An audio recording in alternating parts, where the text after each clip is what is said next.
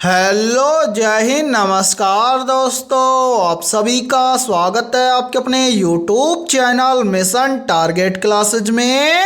आज के इस क्लास में हम रेलवे ग्रुप डी परीक्षा 2025 के लिए बहुत ही इम्पोर्टेंट क्वेश्चन लेकर आए हैं। और मेरे भाई ये सभी क्वेश्चन आपके रेलवे ग्रुप डी एग्जाम 2025 के लिए इम्पोर्टेंट रहेंगे, इसलिए इस क्लास को आपको कंप्लीट देखना है और इस क्लास के एंड में आपको बताना है कि आपके टोटल कितने क्वेश्चन सही होते हैं। और यदि आप इस चैनल से पहली बार जुड़े हैं तो इस यूट्यूब चैनल को कर लीजिए सब्सक्राइब और बेल आइकन को प्रेस करना, ताकि ऐसी शानदार क्लास का नोटिफिकेशन आपको सबसे पहले देखने को मिले। तो चलिए शुरू करते हैं आज के इस क्लास को बिना देरी के। पहला प्रश्न है आप सभी के सामने। नीचे दिए गए प्रश्न में प्रश्न चिन्ह के स्थान पर आने वाली संबंधित संख्या को ज्ञात करें। यानी कि पहला प्रश्न आप सभी के सामने नंबर एनालॉजी से संबंधित प्रश्न दिया गया है और आपसे पूछा गया है कि इस प्रश्न चिन्ह के स्थान पर कौन सी संख्या आएगी। तो मेरे भाई इस टाइप के प्रश्न को आप एग्जाम में देखते ही फटाफट से कैसे सोल्व करेंगे, तो वो देखिए जब भी इस टाइप का प्रश्न आपको एग्जाम में दिया जाए तो आपको क्या करना है। सबसे पहले तो आपको यहाँ पर पता करना है कि यहाँ पर 19 का संबंध 37 के साथ में कैसे है। यानी कि जिस प्रकार से 19 से यहाँ पर 37 लिखा गया है, सेम उसी प्रकार से हम यहाँ पर बताएंगे कि 26 से इस प्रश्न चिन्ह के स्थान पर कौन सी संख्या आएगी। तो मेरे भाई यहाँ पर ध्यान से देखिए इस प्रश्न को किस लॉजिक के आधार पर सोल्व किया गया है। यहाँ पर क्या किया गया है, सबसे पहले यहाँ पर 19 से 37 लाने के लिए मेरे भाई इस 19 का क्या किया गया है, 2 के साथ में गुणा किया गया है। तो यहाँ पर देखिए यदि हम 19 का 2 के साथ में गुणा कर देंगे तो यहाँ पर बन जाएगा 19 दूना के 38। अब 38 से 37 बनाने के लिए क्या किया गया है, इस 38 में से -1 करके यहाँ पर लिखा गया है 37। और मेरे भाई ध्यान से देखिए 37 यहाँ पर आप सभी के सामने दिया गया है। अब हम भी क्या काम करेंगे, यही सेम लॉजिक लगाएंगे इस 26 के अंदर है और इस 26 से इस प्रश्न चिन्ह की वैल्यू ज्ञात करेंगे। तो करेंगे क्या, सबसे पहले तो इस 26 का हम क्या करेंगे, 2 के साथ में गुणा करेंगे। तो मेरे भाई यहाँ पर देखिए 26 का 2 के साथ में गुणा कर देंगे तो यहाँ पर बन जाएगा 26 दुआ के 52। अब इस 52 में से हम क्या कर देंगे, 1 को कम कर देंगे। तो 52 में से 1 को कम कर देंगे तो यहाँ पर कितना बच जाएगा, 51। यानी कि इस प्रश्न चिन्ह के स्थान पर संख्या भरी जाएगी 51 है। अब हमें देखना है कि संख्या 51 किसी ऑप्शन में है, तो आंसर है संख्या 51 में दी गई है ऑप्शन है बी के अंदर है। तो पहले प्रश्न के अंदर ऑप्शन बी हो जाएगा सभी का करेक्ट आंसर है। तो उम्मीद करता हूं कि पहला प्रश्न आपको अच्छे से क्लियर हो गया होगा और जब भी इस टाइप का प्रश्न आपको एग्जाम में दिया जाएगा तो फटाफट से सोल्व कर लेंगे। ठीक है, तो चलिए फिर अगला प्रश्न देखते हैं। दूसरा प्रश्न है आप सभी के सामने। निम्न में से खालसा पंथ की स्थापना किसने की थी। मोस्ट इंपोर्टेंट प्रश्न है ये, तो जल्दी से बताइए इन चारों में से करेक्ट आंसर है क्या होगा। आपसे पूछा गया है कि खालसा पंथ की स्थापना किसने की थी। तो यहाँ पर देखिए इन चारों में से करेक्ट आंसर हो जाएगा सभी का ऑप्शन है डी, यानी कि खालसा पंथ की स्थापना की थी गुरु गोविंद सिंह ने। तो दूसरे प्रश्न के अंदर करेक्ट आंसर हो जाएगा सभी का ऑप्शन है डी। तो चलिए फिर अगला प्रश्न देखते हैं। तीसरा प्रश्न है आप सभी के सामने। भारत में अधिकांश वर्षा किस मानसून से होती है। मोस्ट इंपोर्टेंट प्रश्न है ये, तो जल्दी से बताइए इन चारों में से करेक्ट आंसर है क्या होगा। आपसे पूछा गया है कि भारत में अधिकांश वर्षा किस मानसून से होती है। तो यहाँ पर देखिए इन चारों में से करेक्ट आंसर हो जाएगा सभी का ऑप्शन है ए, यानी कि भारत में अधिकांश वर्षा दक्षिण पश्चिम मानसून से होती है। तो तीसरे प्रश्न के अंदर करेक्ट आंसर हो जाएगा सभी का ऑप्शन है ए। और मेरे भाई यहाँ पर देखिए आप सभी के लिए बहुत ही इंपॉर्टेंट सूचना है। यदि आप पहली बार के अंदर रेलवे ग्रुप डी एग्जाम 2025 को क्रैक करना चाहते हैं तो हमने आपके रेलवे ग्रुप डी एग्जाम 2025 के लिए GK, GS, science, mathematics, reasoning यानी कि ऑल सब्जेक्ट के ऊपर 21,000 प्लस मोस्ट इंपोर्टेंट क्वेश्चनों का पीडीएफ सेट तैयार किया है। जो भी अभ्यर्थी ये पीडीएफ सेट लेना चाहता है वो हमारे इस व्हाट्सएप नंबर पर कांटेक्ट करके ले सकता है। और मेरे भाई इस पीडीएफ सेट की प्राइस हमने रखी है मात्र और मात्र 51 रुपए, यानी कि 51 रुपए की फीस के अंदर आपको रेलवे ग्रुप डी एग्जाम 2025 के लिए ऑल सब्जेक्ट के ऊपर मोस्ट इंपोर्टेंट 21,000 क्वेश्चनों का पीडीएफ सेट आपको दिया जाएगा। और मैं आप सभी को एक गारंटी देता हूं, यदि आप एग्जाम से पहले इन 21,000 क्वेश्चनों को अच्छे से तैयार कर लेते हो तो आप पहली बार के अंदर रेलवे ग्रुप डी एग्जाम को क्रैक कर जाओगे। तो मेरे भाई जल्दी से एक काम करो, इस व्हाट्सएप नंबर पर आप कांटेक्ट करके इस पीडीएफ सेट को ले लीजिए और एग्जाम से पहले अपनी तैयारी को मजबूत बना लीजिए। ठीक है, तो चलिए फिर अगला प्रश्न देखते हैं। चौथा प्रश्न है आप सभी के सामने, नीचे दी गई श्रृंखला श्रेणी में प्रश्नवाचक चिन्ह के स्थान पर कौन सी संख्या आएगी। यानी कि चौथा प्रश्न आप सभी के सामने सीरीज से संबंधित प्रश्न दिया गया है और आपसे पूछा गया है कि इस सीरीज में इस प्रश्न चिन्ह के स्थान पर कौन सी संख्या आएगी। तो मेरे भाई सीरीज से संबंधित प्रश्न को हम एग्जाम में देखते हैं कैसे सोल्व करेंगे। तो वो देखिए जब भी आपको एग्जाम में सीरीज से संबंधित प्रश्न दिया जाए तो आपको क्या करना है, सबसे पहले तो आपको ये देखना है कि सीरीज में आपको कौन कौन सी संख्या या क्या क्या दिया गया है। तो यहाँ पर देखिए सीरीज में हमें दिया गया है सबसे पहले 2 के बाद में 22 के बाद में 12 के बाद में 32 के बाद में 22 के बाद में प्रश्न चिन्ह और प्रश्न चिन्ह के बाद में दिया गया है 32। यानी कि सीरीज को हम ध्यान से देखेंगे तो इस सीरीज के अंदर हमें संख्या दी गई है सबसे पहले छोटी, फिर बड़ी, फिर छोटी, फिर बड़ी, फिर छोटी। यानी कि जब भी आपको एग्जाम के अंदर सीरीज से संबंधित प्रश्न दिया जाए और सीरीज के अंदर संख्या आपको पहले छोटी, फिर बड़ी, फिर छोटी, फिर बड़ी इस टाइप से दिया जाए तो आपको क्या करना है, इस टाइप के सीरीज को आपको सोल्व करना है एक संख्या को छोड़कर एक संख्या के लॉजिक के आधार पर है। कैसे, तो वो देखिए यहां पर देखिए मेरे भाई सबसे पहले हम क्या करेंगे, यहां पर 2 से चलेंगे एक संख्या छोड़कर आगे, तो आगे क्या है 12, तो 2 से 12 कैसे बनेगा। तो मेरे भाई यहां पर देखिए यदि हम 2 के अंदर क्या कर दें प्लस 10 कर दें तो 2 और 10 मिलकर बन जाएगा 12। फिर देखिए 12 से एक संख्या छोड़कर आगे चलेंगे तो क्या है 22, तो 12 से 22 कैसे बनेगा। तो मेरे भाई यहां पर भी देखिए यदि हम 12 के अंदर क्या कर दें प्लस 10 कर दें तो 12 और 10 मिलकर बन जाएगा 22। फिर देखिए 22 से एक संख्या छोड़कर आगे चलेंगे तो आगे क्या है 32, तो 22 से 32 कैसे बनेगा। तो मेरे भाई यहां पर भी देखिए यदि हम 22 के अंदर क्या कर दें प्लस 10 कर दें तो 22 और 10 मिलकर बन जाएगा 32। अब इसी प्रकार से जो संख्या छूट गई उसको सोल्व करेंगे। तो यहां पर देखिए मेरे भाई यहां पर है 22 से एक संख्या छोड़कर आगे चलेंगे तो आगे कितना है 32, तो 22 से 32 कैसे बनेगा। तो यहां पर देखिए यदि हम 22 के अंदर क्या कर दें प्लस 10 कर दें तो 22 और 10 मिलकर बन जाएगा 32। अब इसी प्रकार से हमसे पूछा गया है कि 32 से इस प्रश्न चिन्ह के स्थान पर कौन सी संख्या आएगी।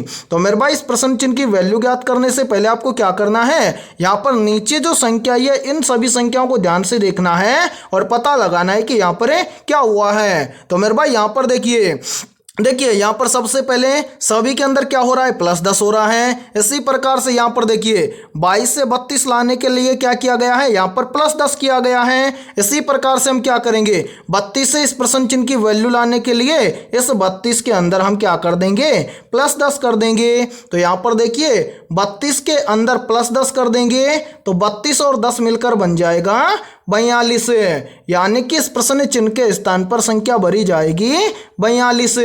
अब हमें देखना है कि संख्या 42 किसी ऑप्शन में है, तो आंसर है संख्या 42 हमें दी गई है ऑप्शन डी के अंदर है। तो चौथे प्रश्न के अंदर ऑप्शन डी हो जाएगा सभी का करेक्ट आंसर है। तो उम्मीद करता हूं कि चौथा प्रश्न आपको अच्छे से क्लियर हो गया होगा, और जब भी इस टाइप का प्रश्न आपको एग्जाम में दिया जाएगा तो फटाफट से सोल्व कर लेंगे। ठीक है, तो चलिए फिर अगला प्रश्न देखते हैं। पांचवा प्रश्न है आप सभी के सामने।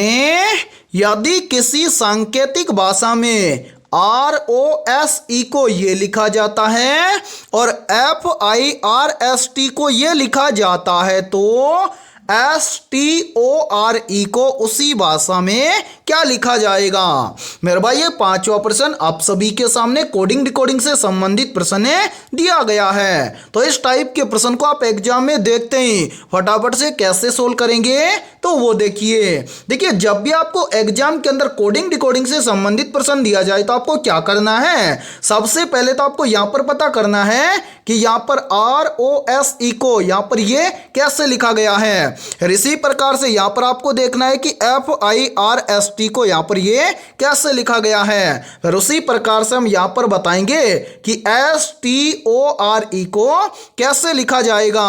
तो मेरे भाई यहां पर ध्यान से देखिए, यहां पर देखिए इस प्रश्न को कैसे सोल्व किया गया है। उससे पहले एक बार इन सभी को यहां से हटा देते हैं ताकि आपको समझने में कोई भी प्रॉब्लम ना आए। अब मेरे भाई यहां पर ध्यान से देखिए यहां पर S को क्या लिखा गया है? यहां पर S है कहां पर है? यानी कि लास्ट से पहले। तो यहां पर देखिए लास्ट से पहले क्या है? 3, यानी कि S को लिखा गया है 3। इसी प्रकार से यहां पर देखिए यहां पर है S, यानी कि लास्ट से पहले। उसी प्रकार से देखिए यहां पर भी S को क्या लिखा गया है? 3। तो मेरे भाई यहां पर ध्यान से देखिए इस S को भी हम क्या लिख देंगे? 3। ठीक है, इसी प्रकार से समझिए ध्यान से। फिर मेरे भाई S के बाद में यहां पर क्या है? T।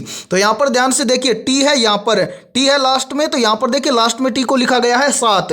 तो हम यहां पर भी क्या कर देंगे? T को लिख देंगे 7।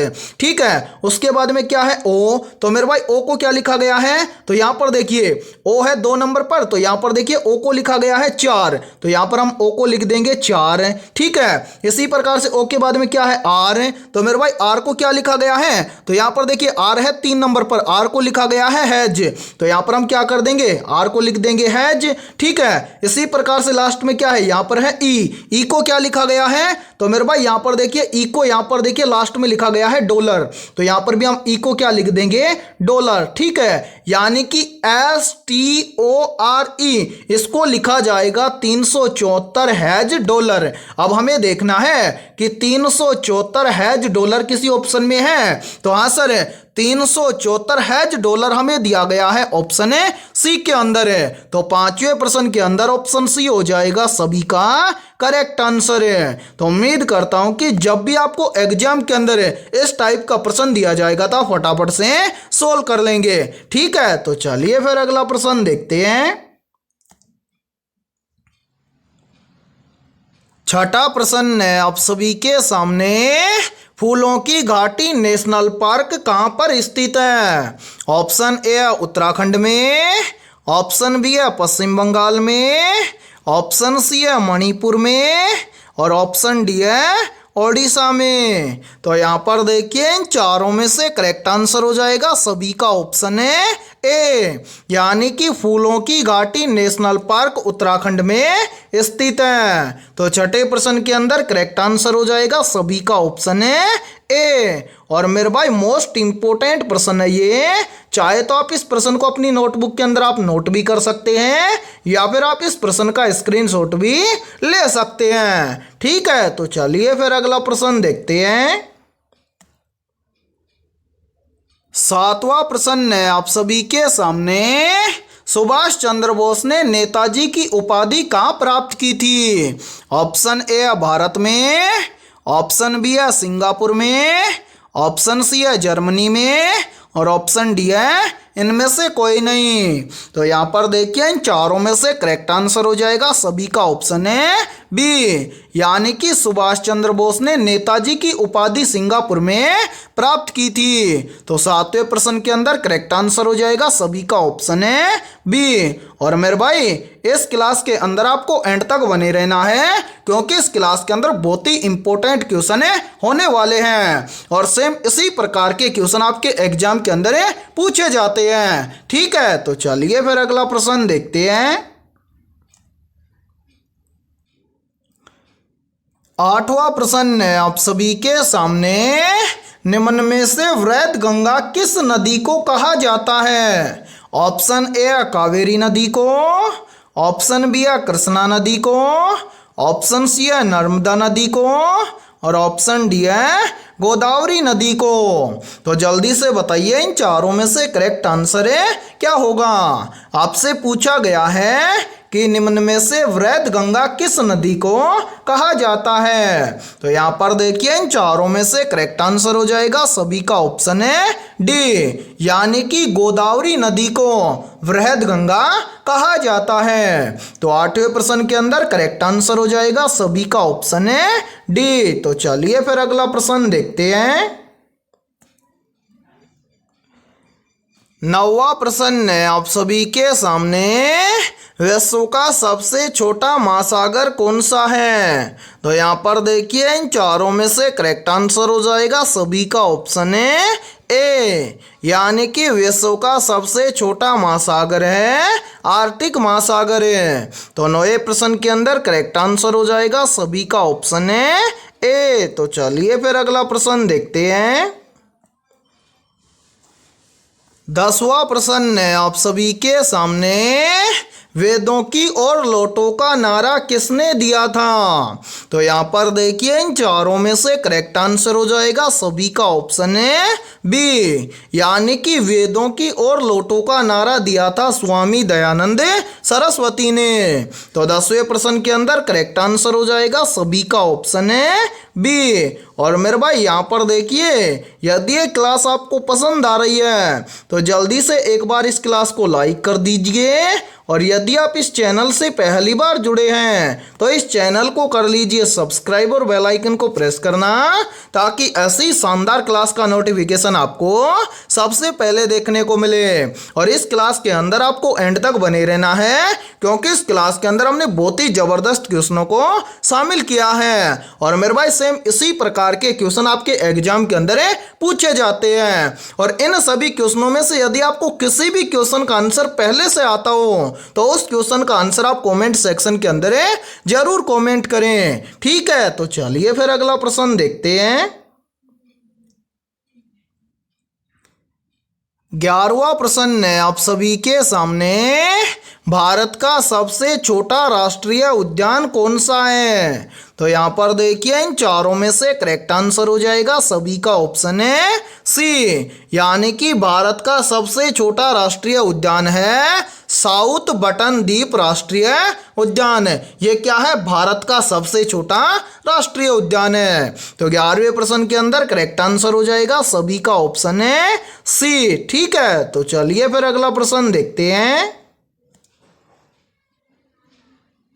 12वां प्रश्न है आप सभी के सामने, निम्न में से आर्य समाज की स्थापना किसने की थी?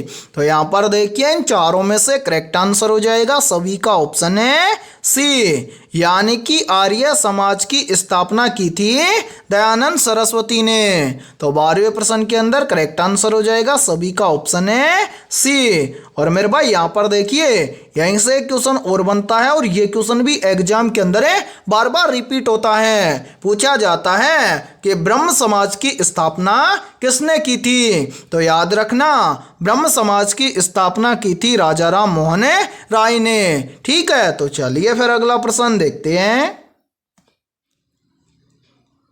13वां प्रश्न है आप सभी के सामने, धुआंधार जलप्रपात किस नदी में गिरता है? ऑप्शन ए है कावेरी नदी में, ऑप्शन बी है ताप्ती नदी में, ऑप्शन सी है कृष्णा नदी में और ऑप्शन डी है नर्मदा नदी में। तो यहाँ पर देखिए इन चारों में से करेक्ट आंसर हो जाएगा सभी का ऑप्शन है डी, यानी कि धुआंधार जलप्रपात नर्मदा नदी में गिरता है। तो 13वें प्रश्न के अंदर करेक्ट आंसर हो जाएगा सभी का ऑप्शन है डी। तो चलिए फिर अगला प्रश्न देखते हैं। 14वां प्रश्न है आप सभी के सामने। इल्तुतमिश ने किस मुद्रा की शुरुआत की थी? मोस्ट इंपोर्टेंट प्रश्न है ये, तो जल्दी से बताइए इन चारों में से करेक्ट आंसर क्या होगा। आपसे पूछा गया है कि इल्तुतमिश ने किस मुद्रा की शुरुआत की थी। तो यहाँ पर देखिए इन चारों में से करेक्ट आंसर हो जाएगा सभी का ऑप्शन है बी, यानी कि इल्तुतमिश ने टका मुद्रा की शुरुआत की थी। तो 14वें प्रश्न के अंदर करेक्ट आंसर हो जाएगा सभी का ऑप्शन है बी। तो चलिए फिर अगला प्रश्न देखते हैं। 15वां प्रश्न है आप सभी के सामने। नागा अर्जुन राष्ट्रीय उद्यान कहाँ स्थित है? ऑप्शन ए है गुजरात में, ऑप्शन बी है आंध्र प्रदेश में, ऑप्शन सी है उत्तराखंड में और ऑप्शन डी है सिक्किम में। तो यहाँ पर देखिए इन चारों में से करेक्ट आंसर हो जाएगा सभी का ऑप्शन है बी, यानी कि नागा अर्जुन सागर राष्ट्रीय उद्यान कहाँ पर स्थित है? तो मेरे भाई ये आंध्र प्रदेश राज्य में स्थित है। तो 15वें प्रश्न के अंदर करेक्ट आंसर हो जाएगा सभी का ऑप्शन है बी। तो चलिए फिर अगला प्रश्न देखते हैं। 16वां प्रश्न है आप सभी के सामने। सरदार सरोवर बांध किस नदी पर स्थित है? तो यहाँ पर देखिए इन चारों में से करेक्ट आंसर हो जाएगा सभी का ऑप्शन है बी, यानी कि सरदार सरोवर बांध नर्मदा नदी पर स्थित है। तो 16वें प्रश्न के अंदर करेक्ट आंसर हो जाएगा सभी का ऑप्शन है बी। और मेरे भाई यहाँ पर देखिए काफी बार एग्जाम के अंदर पूछ लिया जाता है कि सरदार सरोवर बांध किस राज्य में स्थित है। तो याद रखना सरदार सरोवर बांध गुजरात राज्य में स्थित है। ठीक है, तो चलिए फिर अगला प्रश्न देखते हैं। 17वां प्रश्न है आप सभी के सामने। हॉकी खेल की एक टीम में कितने खिलाड़ी होते हैं? तो यहाँ पर देखिए इन चारों में से करेक्ट आंसर हो जाएगा सभी का ऑप्शन है ए, यानी कि हॉकी खेल की एक टीम में 11 खिलाड़ी होते हैं। तो 17वें प्रश्न के अंदर करेक्ट आंसर हो जाएगा सभी का ऑप्शन है ए। तो चलिए फिर अगला प्रश्न देखते हैं। 18वां प्रश्न है आप सभी के सामने। ब्रह्मपुत्र नदी को तिब्बत में किस नाम से जाना जाता है? ऑप्शन ए दियांग नदी के नाम से, ऑप्शन बी है हुगली नदी के नाम से, ऑप्शन सी है सांगपो नदी के नाम से और ऑप्शन डी है मानस नदी के नाम से। तो यहाँ पर देखिए इन चारों में से करेक्ट आंसर हो जाएगा सभी का ऑप्शन है सी, यानी कि ब्रह्मपुत्र नदी को तिब्बत में सांगपो नदी के नाम से जाना जाता है। तो 18वें प्रश्न के अंदर करेक्ट आंसर हो जाएगा सभी का ऑप्शन है सी। तो चलिए फिर अगला प्रश्न देखते हैं। 19वां प्रश्न है आप सभी के सामने। स्वतंत्रता संग्राम के दौरान इंकलाब जिंदाबाद का नारा किसने दिया था? तो जल्दी से बताइए इन चारों में से करेक्ट आंसर क्या होगा। आपसे पूछा गया है कि स्वतंत्रता संग्राम के दौरान इंकलाब जिंदाबाद का नारा किसने दिया था। तो यहाँ पर देखिए इन चारों में से करेक्ट आंसर हो जाएगा सभी का ऑप्शन है बी, यानी कि स्वतंत्रता संग्राम के दौरान इंकलाब जिंदाबाद का नारा दिया था भगत सिंह ने। तो 19वें प्रश्न के अंदर करेक्ट आंसर हो जाएगा सभी का ऑप्शन है बी। और मेरे भाई यहाँ पर देखिए आप सभी के लिए बहुत ही इंपॉर्टेंट सूचना है। यदि आप पहली बार के अंदर रेलवे ग्रुप डी एग्जाम 2025 को क्रैक करना चाहते हैं तो हमने आपके रेलवे ग्रुप डी एग्जाम 2025 के लिए ऑल सब्जेक्ट के ऊपर मोस्ट इंपोर्टेंट 21,000 प्लस क्वेश्चनों का पीडीएफ सेट तैयार किया है और ये सभी क्वेश्चन आपको सॉल्यूशन के साथ में मिलने वाले हैं। यदि आप ये पीडीएफ सेट लेना चाहते हैं तो आप हमारे इस व्हाट्सएप नंबर पर कांटेक्ट करके ले सकते हैं। व्हाट्सएप नंबर है 7374826893। ये हमारा व्हाट्सएप नंबर है। इस व्हाट्सएप नंबर पर आप कांटेक्ट करके इस पीडीएफ सेट को ले सकते हैं। और मेरे भाई इस पीडीएफ सेट की प्राइस हमने रखी है मात्र और मात्र 51 रुपये, यानी कि 51 रुपये की फीस के अंदर आपको 21,000 प्लस मोस्ट इंपोर्टेंट क्वेश्चनों का पीडीएफ सेट दिया जाएगा। और मैं आप सभी को एक गारंटी देता हूं, यदि आप एग्जाम से पहले इन 21,000 क्वेश्चनों को अच्छे से तैयार कर लेते हो तो आप पहली बार के अंदर रेलवे ग्रुप डी एग्जाम 2025 को क्रैक कर जाओगे, क्योंकि मेरे भाई इन सभी क्वेश्चनों को हमने सॉल्यूशन के साथ में तैयार किया है। तो जल्दी से जाइए और इस व्हाट्सएप नंबर पर आप कांटेक्ट करके बिना देरी के इस पीडीएफ सेट को ले लीजिए और अपनी तैयारी को एग्जाम से पहले मजबूत बना लीजिए। ठीक है, तो चलिए फिर अगला प्रश्न देखते हैं।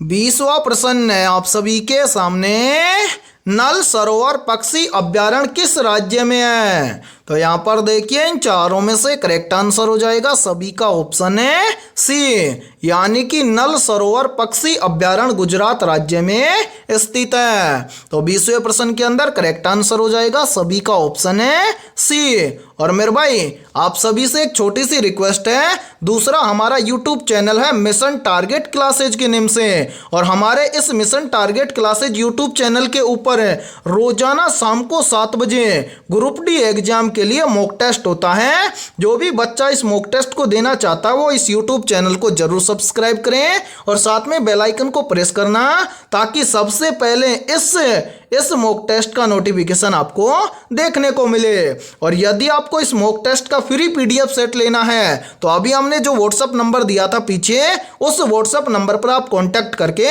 ले सकते हैं। और आज की इस क्लास के अंदर हमने 20 बहुत ही इंपॉर्टेंट क्वेश्चन करवाए हैं। इन 20 में से आपके कितने क्वेश्चन सही हुए हैं सभी को कमेंट सेक्शन के अंदर कमेंट करके बताना है। और जिन भी अभ्यर्थियों के इन 20 में से लगभग 18 प्लस क्वेश्चन सही हुए हैं तो समझना उनकी तैयारी बेहतर है। तो फिर मिलते हैं ऐसे बेहतरीन क्वेश्चनों के साथ सुबह 11 बजे।